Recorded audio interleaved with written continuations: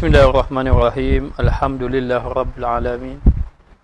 Wassalatu wassalamu ala asyrafil anbiya'i wal mursalin wa ala alihi wa sahbihi ajma'in. Allahumma lakal hamdu syukra wa lakal mannu fadla wa nastaghfiruka ya hayyu ya qayyum. Salli wa sallim adada ilmika ala abdika wa rasulika wa habibika sayyidil ma'sum Sayyidina Muhammad wa ala alihi wa sahbihi wa ahli mahabbati wa aflah syu'unal ummati wa farij annal humuma wal humuma ya hayyu qayyum. Rabbi shrah li sadri wa yassir li amri wa halul 'uqdatam min lisani yafqahu qawli. Alhamdulillah, segala puja dan puji bagi Allah Subhanahu wa taala yang telah menurunkan sifat lembutnya kepada hamba-hambanya, yang mana dengan sifat kelembutan inilah Allah Subhanahu wa taala sabar di atas segala kemaksiatan terhadap hamba-hambanya. Allah Subhanahu wa taala boleh menurunkan bala azab, namun Allah taala menangguhkannya kerana kasih sayang Allah Subhanahu wa taala terhadap hambanya. Selawat dan salam ke atas junjungan besar Nabi kita Muhammad sallallahu alaihi wasallam dan seterusnya kepada ahli keluarganya, para sahabat, golongan tabi'in, tabi'ut tabi'in dan mereka yang mengikuti baginda Rasulullah sallallahu alaihi wasallam. Dan diucapkan selamat datang kepada para jemaah sekalian dalam bicara ilmu kitab hikam ini. Moga-moga Allah Taala memberi kepahaman kepada kita. Moga-moga Allah Taala memberi kebaikan kepada kita semua. Ketahuilah, salah satu sifat Allah Subhanahu wa taala adalah sifat hilim, iaitu sifat lembut. Sifat lembut ini adalah bermakna Allah Ta'ala ini tahan, sabar. Allah Ta'ala ini boleh menghukum kepada hamba-hambanya yang melakukan maksiat, namun Allah Ta'ala menangguhkan ia. Dan dikatakan bahawa di antara sifat kekasih Allah, orang-orang yang saleh, mereka melakukan ketaatan kepada Allah dalam keadaan menjaga adab dengan Allah dan menjauhkan diri daripada maksiat. Ketika mana mereka melakukan ketaatan kepada Allah Ta'ala, hati orang-orang yang saleh merasa bimbang dan takut, kerana di dalam ketaatan itu kadang-kadang datang penyakit-penyakit, riak, ujub, takabur dan sebagainya. Akhir sekali membawa kepada seseorang itu mendapat kemukaan Allah Subhanahu wa taala. Namun ada juga orang yang melakukan maksiat, tetapi dengan maksiatnya itu menjadikan dia ini merasa bersalah dan bertaubat kepada Allah. Maka dengan maksiat itu mendekatkan dirinya kepada Allah melalui taubat. Dan insya-Allah kita sampai pada muka surat 82. Muka surat 82. Qala musannif rahimahullahu taala wa nafa'ana bi ulumihi fid dharain amin. Berkata Syekh Ibnu Athaillah As-Sakandari di dalam matan hikamnya, anta ila hilmihi idza ata'tahu ahwaju minka ila hilmihi idza asaitahu. Maksudnya, engkau kepada sabarnya Allah Ta'ala apabila engkau taat akan dia terlebih sangat berkendak daripadamu kepada sabar apabila engkau maksiat akan dia. Kerana bahawasanya taatmu itu berserta dengan nazarmu kepada dirimu dan membesarkan amalmu dan ujubmu, dan yang demikian itu mewajibkan kejahatan dan menggugurkan manzilah kepadanya, dan sekurang-kurang segala hilim itu menilik kepada segala syakmu dan lalaimu daripada menuduh dirimu di dalam segala amalmu. Jadi dikatakan bahawa sabar Allah Subhanahu wa taala, ataupun dikatakan engkau dengan sabarnya Allah Ta'ala apabila engkau taat. Engkau taat itu terlebih sangat berkendaki dari kepadamu kepada sabar apabila engkau bermaksiat kepadanya. Apa maksud dia? Maknanya seseorang yang melakukan ketaatan dia mengharapkan kepada hilim Allah. Apa makna hilim? Hilim ini bermakna Allah sabar kepada kita. Hilim juga bermakna Allah Ta'ala tangguhkan kemukaan kepada hamba-Nya, sedangkan Allah Ta'ala boleh membalas serta-merta kepada hamba-Nya yang melakukan maksiat kepadanya di dalam taat. Di dalam taat itu ada berbuat maksiat.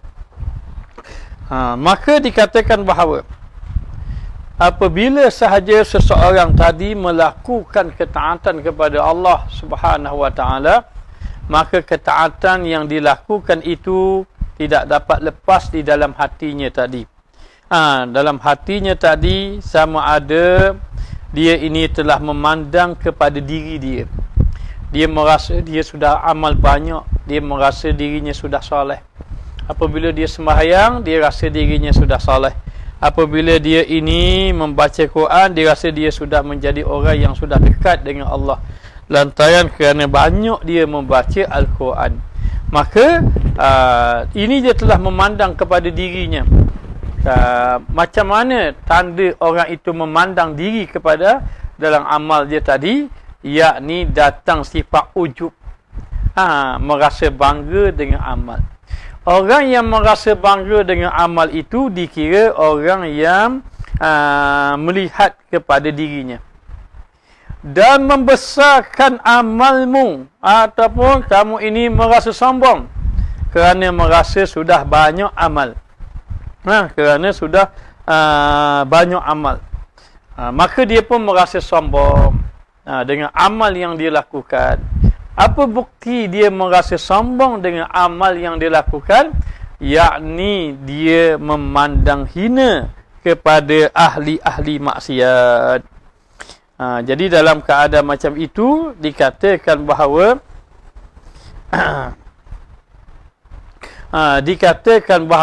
amal ibadat tadi, yang dilakukan merasakan dirinya soleh. Bila merasa dirinya soleh, lalu dia memandang pada dia ni sudah banyak amal, datang ujub. Kemudian datang pula sombong. Sombong ini dia kata membesarkan amalmu, yakni datang rasa sombong. Kerana apa? Kerana merasakan bahawa dia sudah mulia. Apa bukti dia sombong dalam amal? Apabila dia melihat ahli maksiat, maka dia merasa bahawa dia ini mulia. Ahli maksiat itu hina. Ahli maksiat itu hina. Ini di antaranya orang ini bermaksiat di dalam ibadah. Di dalam ibadah. Maka diceritakan ada satu kisah seorang ahli ibadat dengan seorang ahli maksiat. Orang ahli ibadat ini dia merasakan dia ini saleh di sisi Allah. Dia merasakan diri dia saleh. Lalu satu hari datanglah dia ini seorang yang ahli maksiat kepada dia. Orang ahli maksiat ni nak bersalaman dengan dia, tapi dia tidak mau terima.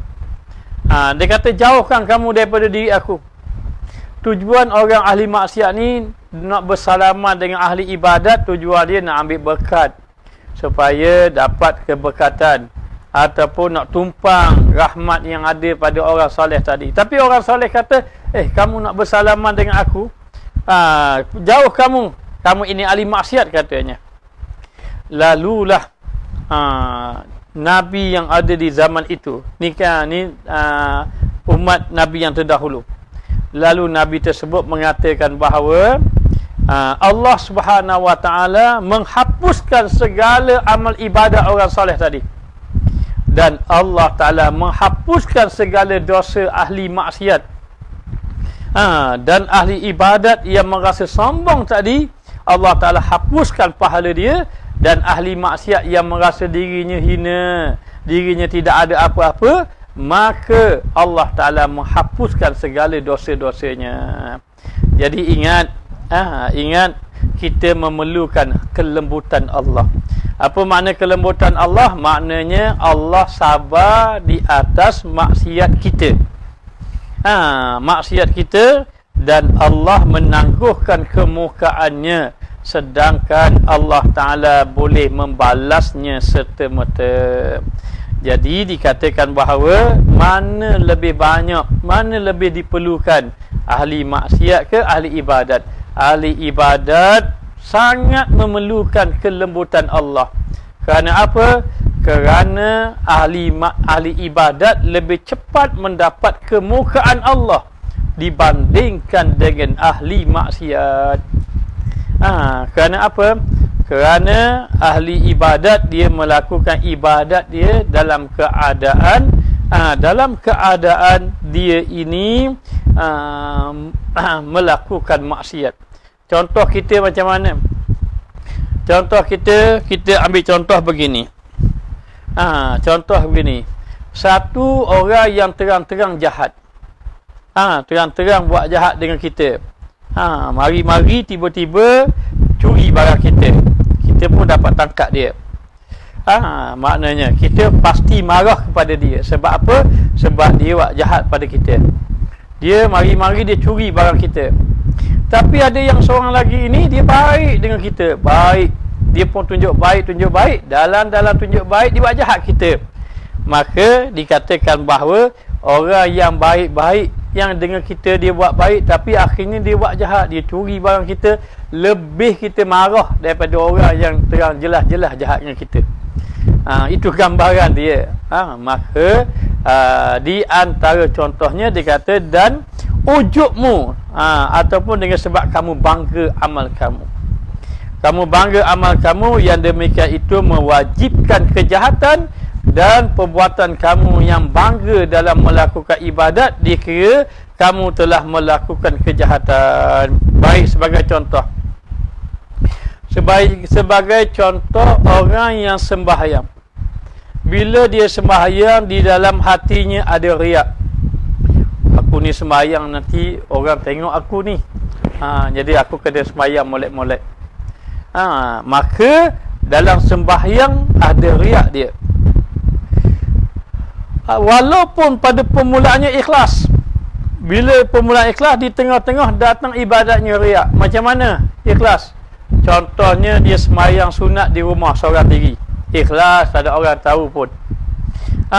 Ataupun dia baca Quran seorang diri di rumah, ikhlas, tak ada orang tahu pun. Tiba-tiba datanglah orang, beri salam, Assalamualaikum. Bila orang bagi salam saja, dia pun dapat tahu orang pun datang. Lalulah dia pun mengindahkan bacaan dia. Aku kena baca molek-molek ni. Aku kena baca molek-molek supaya orang dapat tahu. Masa orang tak ada, baca Bismillahirrahmanirrahim, inna fatahna laka fathan mubina, gitu aja baca. Tapi bila orang datang saja, inna fatahna, gitu contohnya. Berlagu-lagu ketika mana orang datang. Aku kena buat molek ni sebab orang tahu. Orang tahu. Maka ketika itu maknanya dia pun mengelokkan ketika itu. Maka ketika dia mengelokkan bacaan tadi, akhirnya dia tidak sedar jatuh ibadatnya kepada riak. Bila jatuh pada ibadatnya kepada riak, walaupun tengah-tengah itu dalam keadaan tengah-tengah tu dalam keadaan awalnya ikhlas, tengah-tengah tu mari riak, maka dia mewajibkan kejahatan. Maknanya dia telah melakukan dosa. Dia telah melakukan dosa. Tutup kipas. Dia telah melakukan dosa. Bila dia telah melakukan dosa, ada ulama pula mengatakan, ulama mengatakan apa? Ulama mengatakan bahawa dosa itu adalah dosa besar. Dosa itu adalah dosa besar. Dosa itulah dosa besar. Kenapa dosa itu dosa besar? Kerana dosa itu datang daripada hati. Bila datang daripada hati, lebih besar dosa daripada anggota zahir. Baik, jangan terkejut. Apa kata ulama tasawuf? ulama tasawuf mengatakan bahawa ibadat orang yang melakukan sembahyang sebagai contoh adanya riak. Kemudian dalam riak itu adanya ujub, bangga diri. Dalam bangga diri adanya takabur, rasa sombong. Maknanya rasa sombong. Dan pelbagai-bagai penyakit di dalamnya itu lebih besar dosanya daripada dosa minum arak, lebih besar dosanya daripada berzina. Lebih besar dosanya daripada minum arak, lebih besar daripada dosanya berzina. Kenapa begitu? Kerana sesungguhnya itu datang daripada hati. Kata ulama, dosa datang daripada hati lebih besar daripada dosa datang daripada anggota zahir. Jangan main-main. Jadi kita ni, oleh kerana dalam sembahyang kita ini, adanya riak, adanya ujub, adanya takabur, adanya sum'ah, suka dipuji. Maka dalam ibadat saja macam-macam penyakit kita ada dalam sembahyang kita. Maka dalam keadaan itu, layaklah kita mendapat kemukaan Allah. Namun, dengan kelembutan Allah, Allah memberi kepada ahli ibadat tadi, kelembutan Allah, yakni Allah sabar, menyebabkan orang itu ditangguh. Kemukaan tadi ditangguh. Dengan sebab itulah dikatakan bahawa orang ahli ibadat lebih perlu banyak bertaubat dibandingkan dengan ahli maksiat. Begitulah dikatakan bahawa maka kemuliaan seorang hamba di sisi Allah, sebenarnya kemuliaan seseorang hamba di sisi Allah Ta'ala pada hakikatnya adalah bergantung kepada setinggi mana keimanan dan keyakinan kepada Allah Ta'ala. Sebaliknya orang itu menjadi rendah. Sebaliknya orang itu menjadi hina apabila dia ini melakukan ibadat mengikuti hawa nafsu. Wal-iyazubillah. Jadi apabila seseorang tadi, bila dia melakukan amal ibadat kepada Allah, dia ini terdedah dalam perkara yang bahaya. Bermakna apa? Bermakna taat boleh menjadi maksiat. Taat boleh menjadi maksiat. Maksiat tidak boleh menjadi taat. Maksiat tidak menjadi taat, tetapi taat menjadi maksiat. Lalu dalam keadaan itu, jangan memandang kepada diri. Apa memandang diri? Maksud memandang kepada diri, yakni menganggap dirinya soleh. Jangan menganggap diri soleh. Walaupun sembahyang tidak tinggal. Walaupun sudah bangun pada waktu malam. Walaupun sudah membaca Al-Quran banyak-banyak sekalipun, tidak boleh seseorang itu merasa dirinya soleh. Sesiapa yang merasa dirinya soleh itu bermakna dia telah memandang kepada dirinya. Dan demikian itu mewajibkan kejahatan. Membawa kepada dia ini berdosa. Allah memandang dia, ini orang jahat. Padahal dia sembahyang. Padahal dia baca Quran.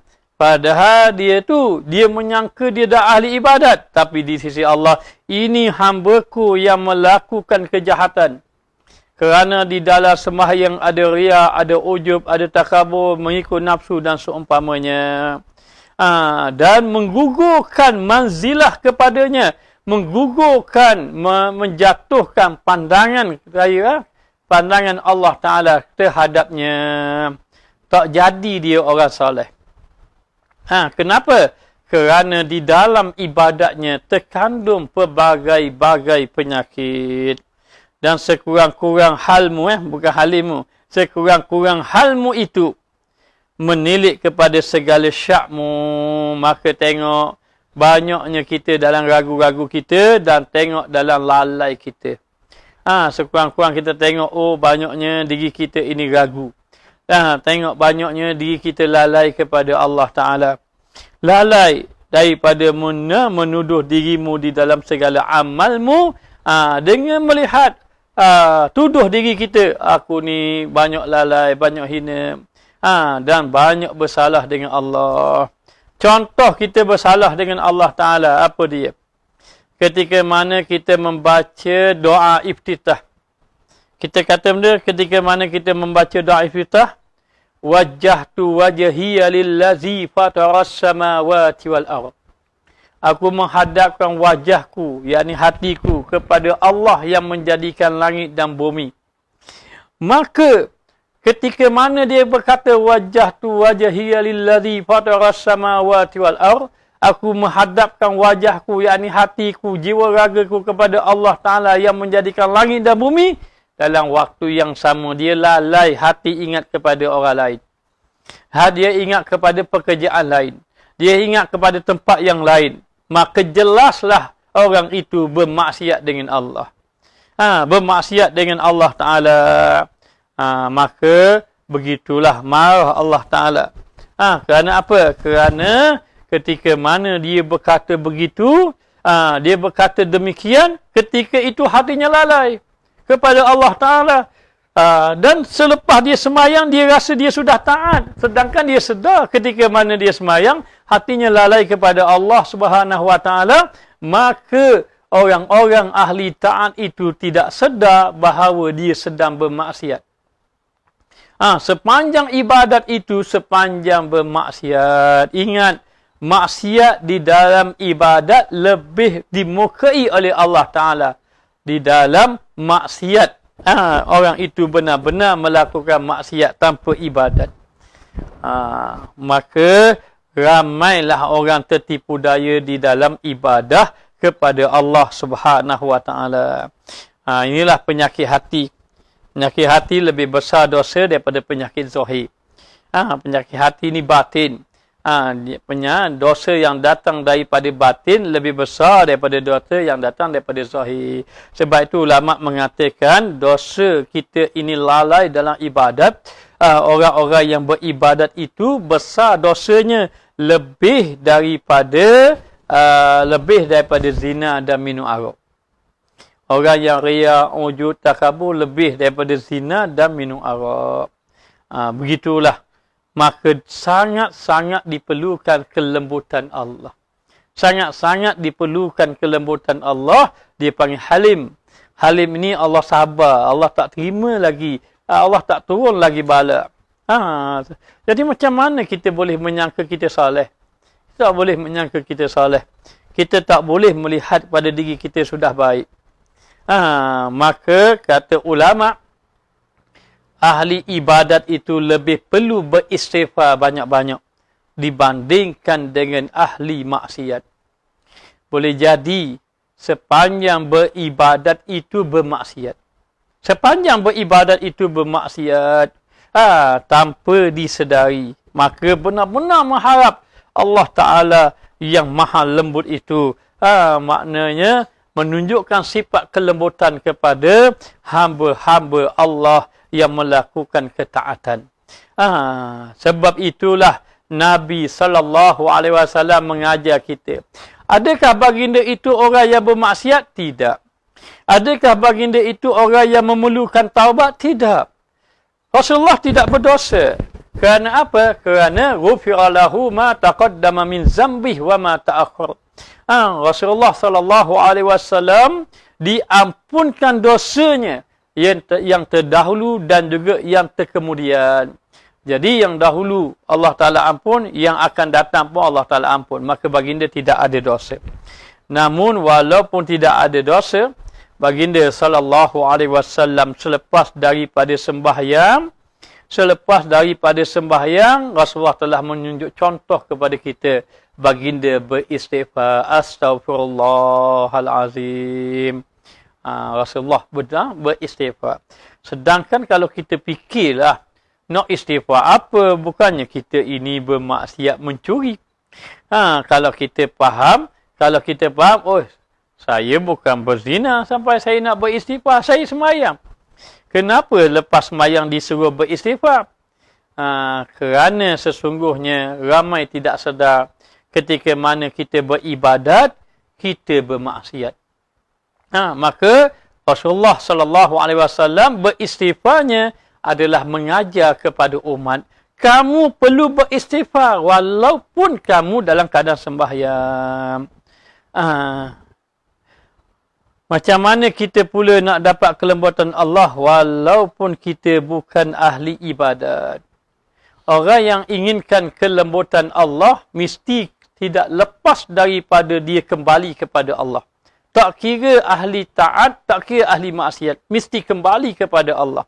Maksud dia apa? Maksud dia, walaupun kita melakukan taat, kena istighfar. Walaupun kita melakukan taat, kena taubat. Saya semayang tak tinggal. Contohnya, Ustaz, saya semayang tak tinggal. Saya tak pernah minum arak, saya tak pernah berjudi, saya tidak pernah berzina, saya tidak pernah tidak pernah buat dosa besar, saya tidak pernah. Bahkan saya taat dengan ibu bapa saya. Saya kena taubat juga ke? Ya, kena taubat.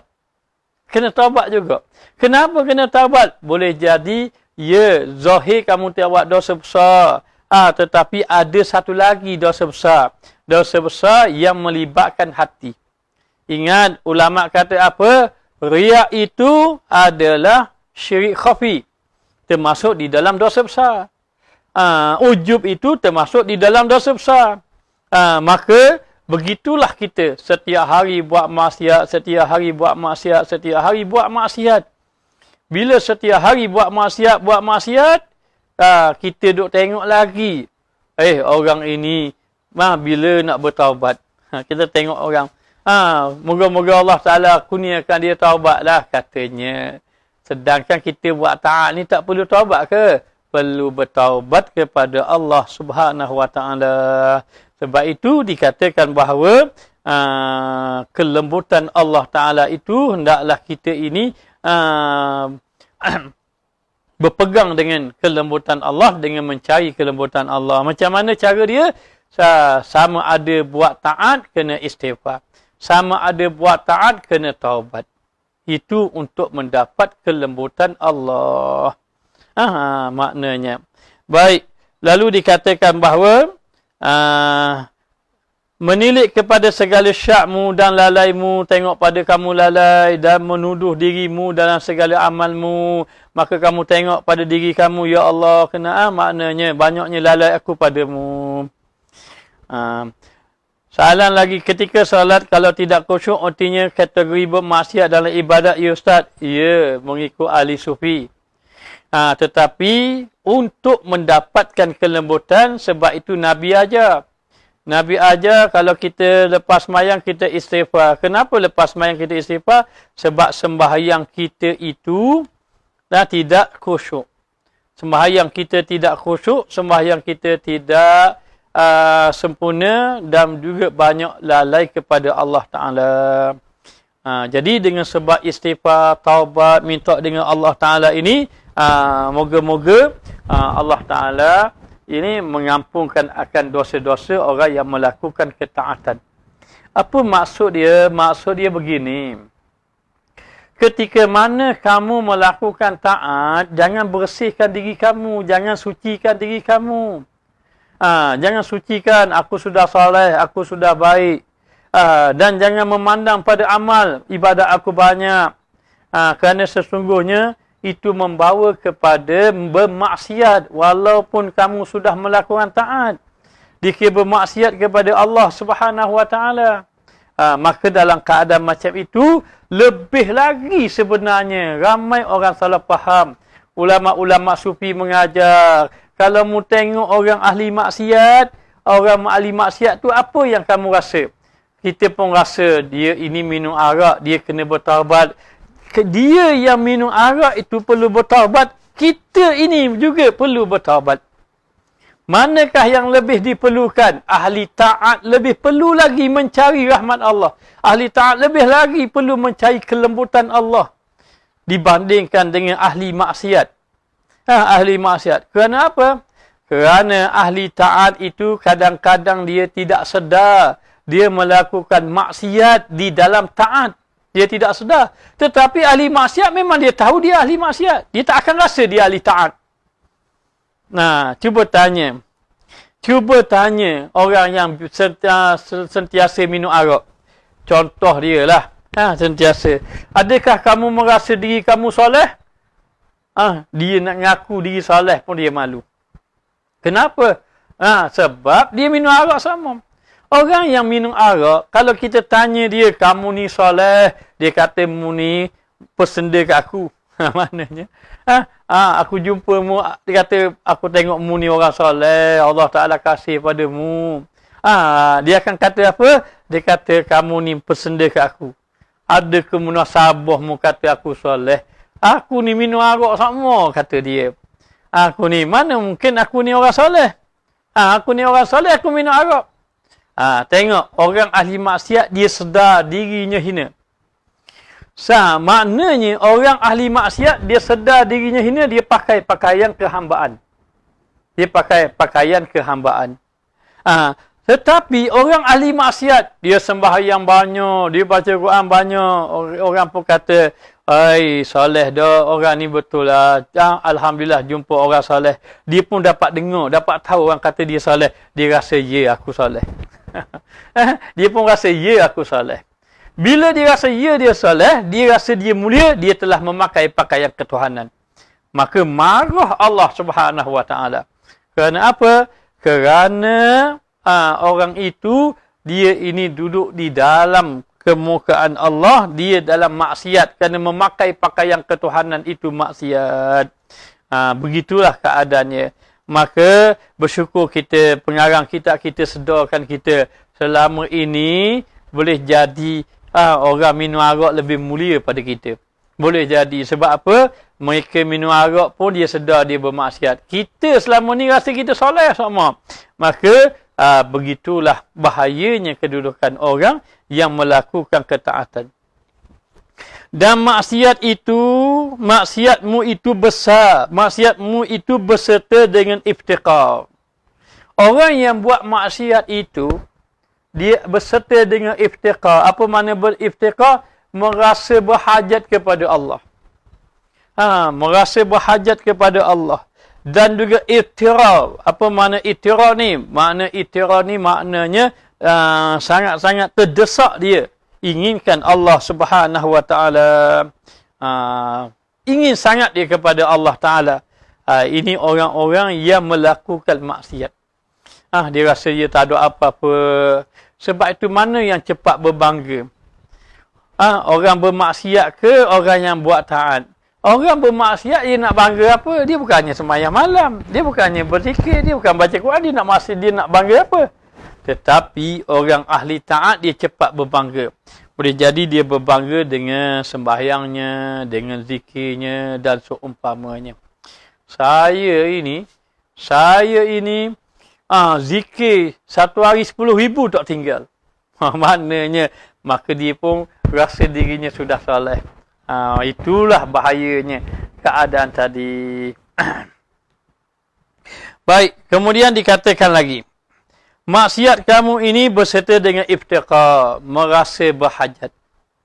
Dan juga ittira, merasa sangat-sangat berhajat, terdesak. Hajatnya betul-betul berhajat. Yang disertakan dengan rasa hina. Dia sertakan ahli maksiat, dia rasa dirinya hina. Dan juga iftiqar, dia merasakan dia ini dipandang rendah oleh Allah Ta'ala sebab dia bermaksiat. Akibat ataupun sebab dia merasa dirinya hina. Ya Allah, aku ni minum arak. Ya Allah, aku ini minum arak. Contoh saja ni. Aku ni minum arak ke, judi ke, zina, tak kira lah. Dia rasa hina, dia rasa sangat rendah di sisi Allah Ta'ala. Kesan daripada dia merasa rendah, dia merasa hina di atas maksiat, mewajibkan dia mendapat kemuliaan di sisi Allah. Kemuliaan di sisi Allah dan ketinggian kepadanya, dia mendapat ketinggian di sisi Allah Ta'ala. Ingat, Allah Ta'ala kasih kepada orang yang merasa dirinya hina. Dibandingkan orang yang merasa dirinya mulia. Merasa diri mulia dengan ibadat itu hina. Merasa diri hina dengan maksiat itu mulia. Dengan arti kata melakukan taat merasa mulia mendatangkan riak dan ujub. dan melakukan maksiat, merasa hina, mendatangkan taubat. Maka inilah kelebihan orang-orang yang maknanya yang dia nak kembali kepada Allah, dia rasa dirinya hina. Siapa yang merasa hina, siapa yang merasa dirinya fakir, tak ada apa-apa, dia itu mulia di sisi Allah apabila dia kembali kepada Allah Taala. Yang dilarang tadi, yang dilarang tu macam mana? Yang dilarang itu dia buat maksiat, dia buat maksiat, kemudian dia pun kata tak apa, Allah Taala ni dia lembut. Dia lebih kasih kepada ahli maksiat daripada ahli ibadat. Kerana dia maha lembut. Lalu dia tidak bertaubat. Inilah yang sejahat-jahat manusia. Kalau ahli maksiat itu menjadi sejahat-jahat manusia bila mana tidak bertaubat. Dan ahli taat pula ketika dia melakukan ibadat, dia bertaubat kepada Allah Ta'ala. Dia juga akan menjadi manusia mulia. Apabila dia melakukan ibadat, dia bertaubat kepada Allah. Begitu. Kita tidak ada kemuliaan pun kita. Kalau nak cari kemuliaan, duduklah dalam keadaan bertaubat kepada Allah. Allah yang muliakan, jangan merasa mulia. Allah yang muliakan seseorang tadi. Maka demikianlah. Maknanya, ramai di antara kita tidak menyedari kadang-kadang ibadat yang kita lakukan itu duduk di dalam maksiat. Wal-iyazubillah. Sebab itulah tidak bersungguh-sungguh di dalam taubat, ataupun lebih bahaya lagi, orang yang beribadat itu merasa tidak perlu bertaubat.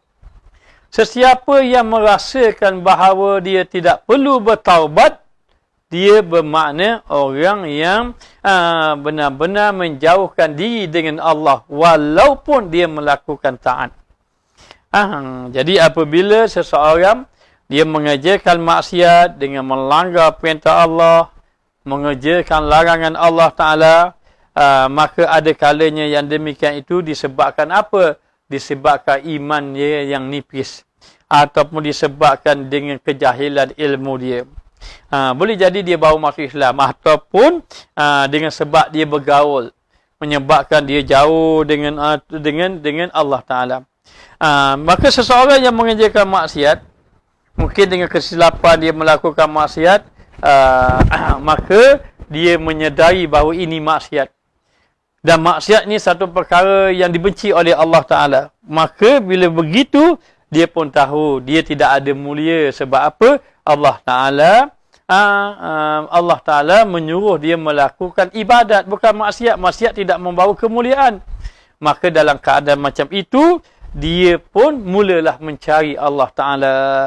Maka dia merasa dirinya hina, mencari Allah Ta'ala dengan mendekatkan diri kepada Allah. Allah Ta'ala kasih kepada ahli-ahli maksiat yang nak datang pada Allah.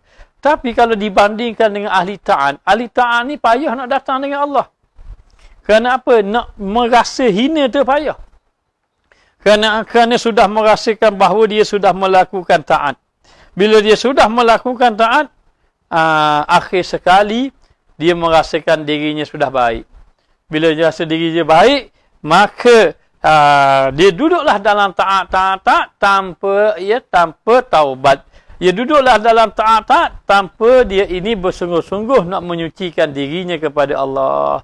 Sebab itulah kena fahami bahawa ibadat-ibadat yang kita lakukan itu sebenarnya memerlukan kasih sayang Allah, memerlukan keampunan Allah Subhanahu wa Ta'ala di dalam ibadat. Sebagaimana maksiat memerlukan keampunan, ya, ibadat juga memerlukan keampunan. Baik, kita tengok. Dan kerana inilah kata Abu Qasim Nasrabadi rahimahullah ta'ala, rahmatullahi alaihi, bermula segala ibadat kepada menuntut maaf daripada taksirnya. Taksir mana cuai. Maaf ni minta ampun. Itu terlebih hampir daripada ibadat kepada menuntut balas atasnya. Katanya satu orang ulama mengatakan bahawa kamu beribadat dengan meminta ampun itu lebih afdal daripada kamu beribadat meminta balasan. Maknanya beribadat untuk mendapat keampunan Allah lebih afdal untuk daripada kamu beribadat untuk mendapat balasan. Sebab itu kalau kita fikir ataupun kita nak kata satu orang yang berkata begini. Dia kata, saya ini beribadat, bang, adakah Allah Ta'ala memasukkan saya dalam syurga? Saya ini beribadat, apakah ganjaran yang saya dapat? Maka perkataan ini tidak afdal dibandingkan dengan perkataan, adakah saya beribadat, Allah Ta'ala mengampunkan akan dosa-dosa saya. Sebab itulah kita ini, bila kita melakukan ibadah, yang pertama kita faham, ibadah yang kita boleh buat tadi, ibadah adalah dengan taufik dan hidayah Allah. Kita boleh buat ibadat itu dengan taufik dan juga dengan hidayat. Hidayat ini petunjuk. Kita pilih sembahyang daripada tinggal sembahyang. Kita pilih baca Quran daripada kita bercakap sia-sia. Mana kita boleh pilih nak sembahyang itu? Itu daripada Allah yang memberi hidayat pada kita. Jadi bila Allah memberi hidayat pada kita, kita memilih jalan yang baik. Sampai waktu azan, kita pun nak pergi ke masjid. Sampai waktu sembahyang, kita pun siap-siap ambil wuduk. Maka kita dah rasa bila saya sembahyang, waktu sembahyang kita nak sembahyang. Itulah hidayat daripada Allah. Kemudian kita pun boleh ambil air sembahyang. Kita boleh ambil sembahyang tadi, itu adalah taufik pertolongan daripada Allah Subhanahu Wa Taala. Jadi kamu kena tahu, maknanya ibadat yang kita lakukan, kita kena tahu bahawa ibadat yang kita lakukan itu adalah daripada pertolongan Allah Subhanahu Wa Taala. Kemudian ketika mana kita buat amal ibadat dah, kita tidak ada daya upaya, hanya Allah Ta'ala saja. Bukanlah daripada kita ibadat, tetapi daripada Allah yang memberi ibadah kepada kita. Maka ketika itu, kita pun kena faham. Ada tiga, apa dia? Yang pertama, ibadat itu hendaklah dilakukan kerana Allah. Kerana Allah tu maknanya, kerana nak mendekatkan diri dengan Allah. Kerana nak mendapat kasih sayang Allah. Kerana nak menjadi hamba kepada Allah Ta'ala. Maka ibadat itu mesti kerana Allah Ta'ala. Bukan kerana makhluk. Bukan kerana makhluk. Kalau kerana makhluk, jadi maksiat lalu. Kerana manusia puji. Kerana apa lagi? Kerana selain pada manusia puji. Kerana ingin dimuliakan oleh orang lain. Maka itu bukan kerana Allah. Maka kalau siapa yang buat bukan kerana Allah, dikira maksiat dalam ibadat. Yang kedua, dia kena faham bahawa dia buat ibadat kerana pertolongan Allah, bukan daripada gagah dia. Dia buat ibadat kerana pertolongan Allah. Allah lah yang menolong dia sehingga dia boleh melakukan amal ibadah kepada Allah. Dan yang ketiga dia melakukan ibadat kerana menjunjung perintah Allah. Menjunjung perintah Allah. Maka dalam keadaan macam itu, berterusanlah dia dalam melakukan ketaatan kepada Allah dengan mengharapkan kelembutan Allah. Mengharapkan kelembutan Allah. Harap tu macam mana? Lebih lagi daripada ahli maksiat. Kalau ahli maksiat tu harap sungguh Allah Ta'ala terima dia, orang ahli ibadat lebih lagi mengharap bahawa Allah Ta'ala menerima amal ibadatnya. Tapi terbalik kita hari ini. Kerana kita tidak memahami keadaan kita sebagai hamba, kita merasakan bahawa orang-orang yang ahli maksiat lebih lagi memerlukan kelembutan Allah daripada orang ahli taat. Maka sebenarnya ahli ibadatlah lebih perlu kelembutan Allah. Ahli ibadat lebih perlu kelembutan Allah Ta'ala. Sebenarnya begitu.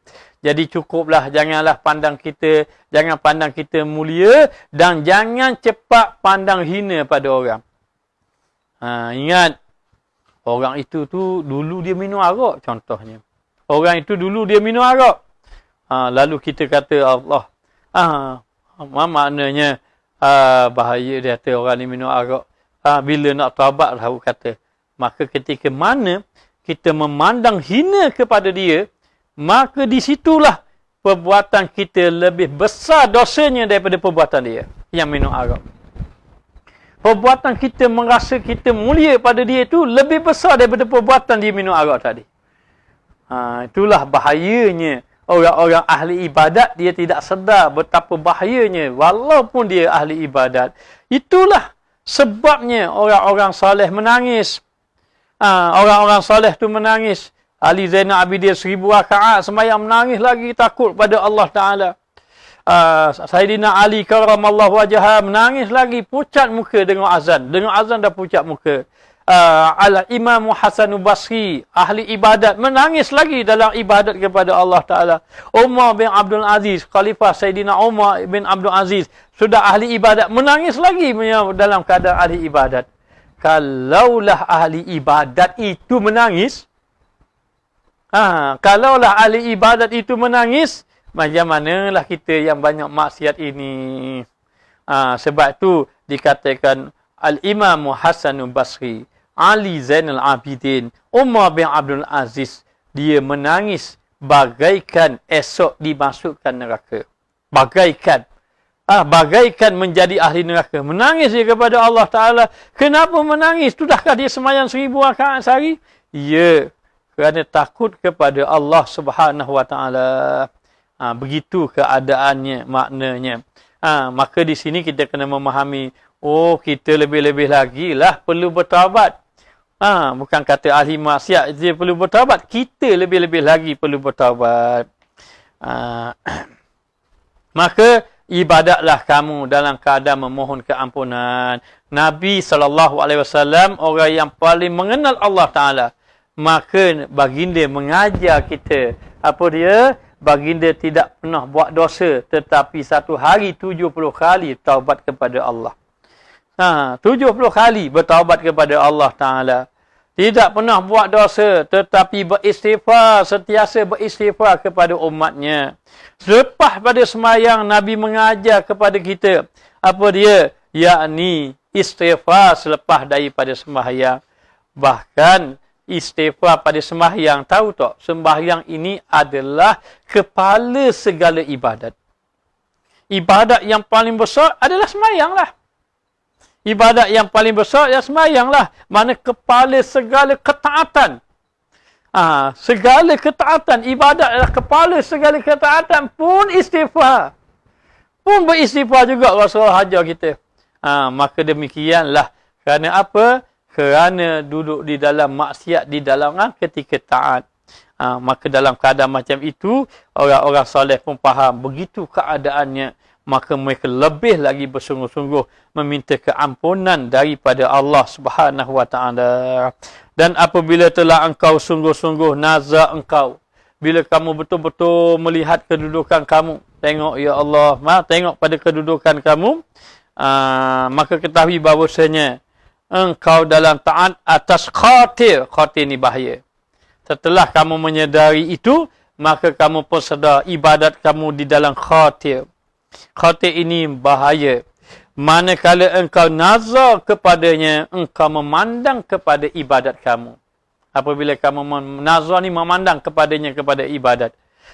Maka tengok pada tu, tengok pada taat tadi, dia kata Alhamdulillah. Saya ni semayang tak tinggal. Alhamdulillah. Saya ni puasa ni, maknanya tak tinggal. Saya daripada saya balik, sampai sekarang saya tak pernah pun tinggal semayang. Maknanya. Lalu kita memandang hina. Sekarang baru nak semayang. Masa muda tak mau semayang. Tak kata kau orang. Sedap memandang orang. Maknanya. Baru umur 50 tahun nak semayang. Maknanya kita pun marah orang. Lepas tu kita pun memandang hina. Lepas tu kita pun kata saya daripada muda. Daripada saya balik lagi saya tak pernah tinggal semayang. Tak sedar, rupa-rupanya boleh jadi ibadatnya tertolak dengan sebab bangga pada amal ibadat.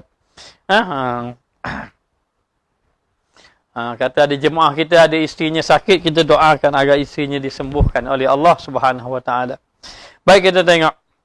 Dan iktimat engkau dalam sejahtera atasnya. Lalu kamu berpegang. Kamu sudah selamat disebabkan taat kamu. Dah rasa selamat dah. Rasa soleh dah. Selamat dah. Ketika mana kita beribadat, kita dah merasa kita selamat. Kita dah merasa kita dah mendapat redha Allah Ta'ala. Itu bahaya. Maka ketika itu kita merasa aman dah. Ibadat kita dah tak ada apa dah. Buat sama ibadat kita, maka gugurlah engkau daripada tilik Tuhanmu, maka Allah tidak memandang kamu lagi. Gugur kamu daripada pandangan Allah Ta'ala. Tidak menjadi mulia kamu ketika itu. Dan demikian itu daripada terlebih besar dosamu, itulah sebesar-besar dosa. Jangan terkejut. Boleh jadi penzina lebih baik daripada ahli sembahyang. Boleh jadi. Macam mana ustaz penzina lebih baik daripada ahli ibadat? Penzina tu dia tahu dia buat dosa. Dan dia tahu dia hina. Dan dia tahu dia bersalah. Dia lebih cepat nak bertaubat dibandingkan dengan ahli ibadat. Dia rasa diri soleh. Dia rasa dirinya soleh. Kecuali ahli taat yang dia bersungguh-sungguh bertaubat pada Allah, itu lebih mulia. Tetapi yang lagi jahat itu, dia terus menerus melakukan maksiat. Dia terus menerus melakukan maksiat. Dan ia merasakan bahawa dia mengharapkan Allah mengampunkan dia tanpa taubat. Itu sejahat-jahat pula. Kalau dia terus-terus buat maaf tu, lalu dia mengharapkan Allah Ta'ala ampunkan dia tanpa dia bertaubat.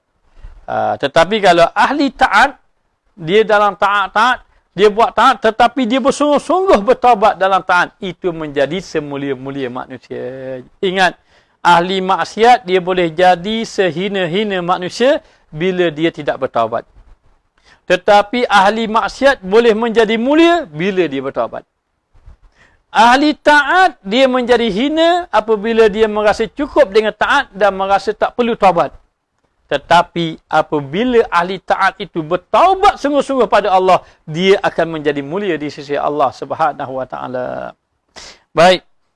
Kata Abu Yazid radhiyallahu anhu, bermula taubat orang yang maksiat itu satu taubat saja. Orang yang buat maksiat itu satu taubat saja. Kata Abu Yazid Al-Bustami, orang yang buat maksiat itu satu taubat, dan orang yang buat taat itu 1000 kali taubat. Bermakna apa? Bermakna orang yang buat taat lebih lagi perlu bertaubat. Jadi di sini para jamaah, jangan kita cepat pandang. Orang-orang maksiat ni, bila nak bertaubat, kita lebih perlu lagi. Kalau kita tengok dia ini minum arak, kita tahu dia perlu taubat, kita kena rasa kita lebih perlu bertaubat lagi pada dia. Kalau kita tahu dia penzina, kita tahu dia perlu taubat, kita lebih perlu bertaubat lagi pada dia. Sebab itu dikatakan bahawa kalaulah kamu tengok orang-orang yang bermaksiat, kamu katakan kamu ni bermaksiat dalam keadaan kamu ini, maknanya tidak mengetahui. Sedangkan aku ini bermaksiat dalam keadaan aku mengetahui. Apa maknanya? Maknanya aku ni belajar dah, tapi bermaksiat. Mu boleh jadi tak belajar mana? Mu bermaksiat, maka teruk lagi, jahat lagi aku. Dan aku lebih perlu bertaubat kepada Allah. Dan setengah mereka itu bermula taubat itu kejadian taubat. Dia itu maknanya perlu taubat disebabkan taubat yang dilakukan tadi. Dan kerana taufik itu yang dihantarkan Allah akan dia di dalam hati, dan dengan dia diperolehi segala darjat. Jadi yang menyebabkan seorang tadi perlu bertaubat adalah disebabkan cahaya hidayat yang Allah Ta'ala campak di dalam hati. Ingat, kadang-kadang lebih mudah orang bermaksiat dapat cahaya taubat. Lebih mudah daripada orang yang melakukan taat. Ramai mana dah orang-orang ahli maksiat, tiba-tiba dia bertaubat menjadi orang yang soleh. Jadi orang soleh. Sebab itu Allah Ta'ala berfirman, illa man taba wa amana wa amila amalan salihan. Kecuali orang yang bertaubat, dia beriman dan beramal dengan amal yang soleh.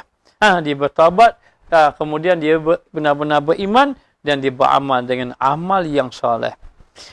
Maka dikatakan bahawa bila Allah Ta'ala campak di dalam hati dia tadi, maka diperolehi darjat di sisi Allah. Sebab itu ahli maksiat, dia buat taat, dia buat maksiat tadi dengan minum arak, berjudi, berzina dan seumpamanya. Kita rasa, saya tak pernah berjudi, saya tidak pernah berzina, saya tak pernah minum arak. Boleh kita kata gitu. Ustaz tahu tak air arak rasanya? Dah tahu, dah ajin tu. Saya pernah minum tak? Ya Allah. Maknanya kita kata berat, bila nak tabak ni dah boleh gitu, kita pun kata gitu, lalu kita memandang hina pada dia. Kita memandang hina pada dia, lepas tu kita pun merasakan bahawa kita ni sudah hebat orangnya, orang yang soleh. Sedangkan dia ni nak cari taubat, nak bertaubat pada Allah Ta'ala, menangis malam-malam. Kita relax je, sebab kita mayat amal dah. Jangan main-main. Kita tak tahu siapakah yang mulia di sisi Allah Ta'ala, sedangkan orang yang nak bertaubat tu orang yang sudah dicampakkan nur di dalam hati. Satu ketika ustaz pergi ceramah dekat satu penjara. Ustaz ni acak kali dah masuk penjara. Tapi masuk penjara ceramah lah. Maknanya ceramah. Setiap kali kita ceramah di dalam penjara, menangis saja orang penjara. Mari mikir. Yang pertama, hak tukang cakap dak menangis. Yang kedua, kadang-kadang kita ceramah di luar penjara, tak berapa, tak ada orang nangis pun.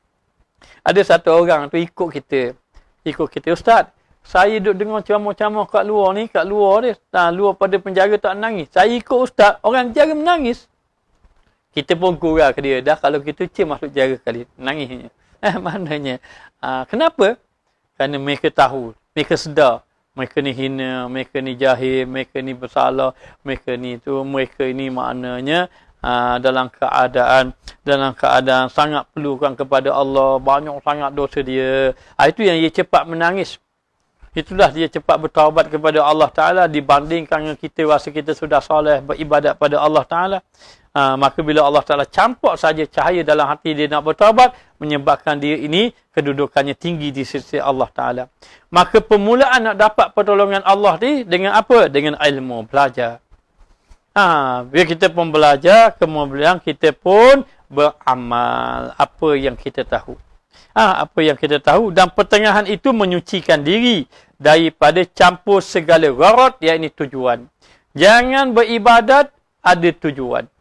Sama ada tujuan tu nak dapat kesan, nak dapat pujian manusia, ataupun bertujuan dia beribadat itu untuk mendapat kemuliaan di mata manusia, ataupun dia beribadat tadi dengan mendapat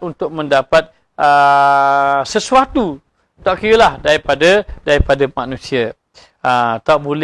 Tak boleh maknanya dia itu melakukan ibadat ada tujuan-tujuan lain. Dan juga dia kata dengan Allah, dengan Allah ataupun dengan sebab. Allah ni sebab dan kesudahan itu dikurniakan engkau asra wujud.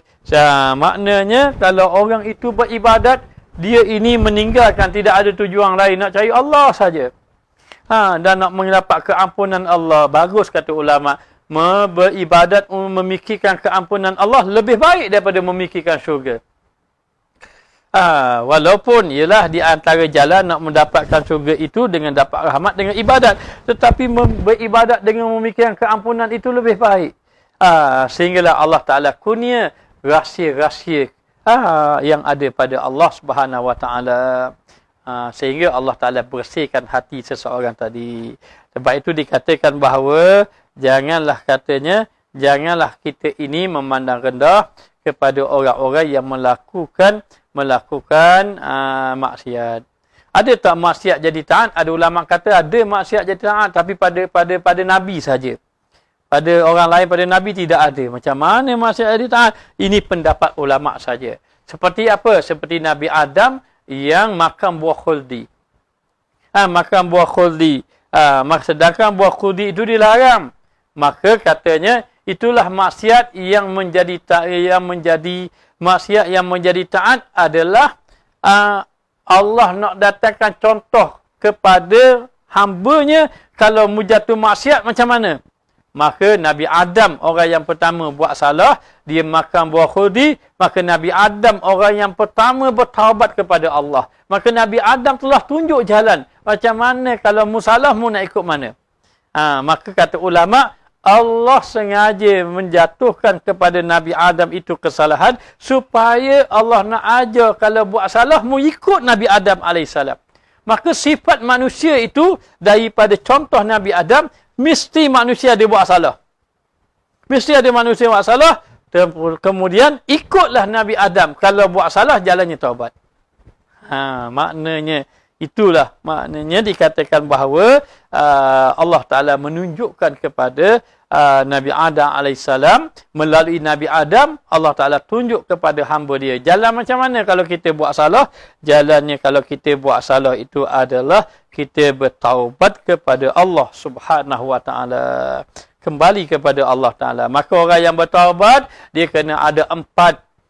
Selepas dia bertaubat, dia kena ada 4. Apa dia 4? 4 perkara. Yang pertama, dia kena meninggalkan kawan-kawan ataupun teman-teman yang melalaikan dia kepada Allah. Ini nombor 1. Siapa yang setelah dia bertaubat kepada Allah, dia kena, yang pertama, dia kena tinggalkan kawan-kawan, teman-teman yang melalaikan dia kepada Allah. Yang kedua, dia kena menambahkan ilmu supaya mengenal Allah Subhanahu Wa Ta'ala. Dan yang ketiga dia kena tambah amal ibadat. Dia kena tambah amal ibadat. Tambah amal ibadat. Dan yang keempat, dia kena mengubah akhlaknya. Dia kena ada 4. Ini baru dia tanda dia bertaubat kepada Allah Ta'ala. Dan ketahui olehmu bahawasanya ismu Allah Ta'ala itu Satar, dan isimnya itu Ghafar. Keduanya itu satu makna. Satar yang menutup keaiban kita, dan Ghafar maknanya, dan yang keduanya satu makna kerana bahawasanya Ghafar itu mengampun, dan Ghafar Allah Ta'ala Maha mengampun, dan Satar menutup keaiban. Adapun Ghafar dan Satar kita akan bicara akan datang. Jadi sekadar inilah saja yang dapat disampaikan. Moga-moga Allah Ta'ala memberi keampunan pada kita di atas dosa-dosa yang kita lakukan dalam maksiat, dalam taat. Jadi di sini kita fahamlah bahawa kita ini ada 2 kesimpulan yang kita nak bicara malam ini. Yang pertama,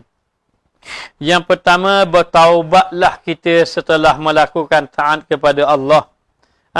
Maknanya yang pertama, bertaubatlah kita setelah melakukan ketaatan kepada Allah Ta'ala, kerana sesungguhnya taubat selepas melakukan taat itu Allah Ta'ala dikatakan membawa kepada orang itu mendapat kemuliaan di sisi Allah. Jadi yang pertama, bertaubatlah kita kepada selepas melakukan ketaatan.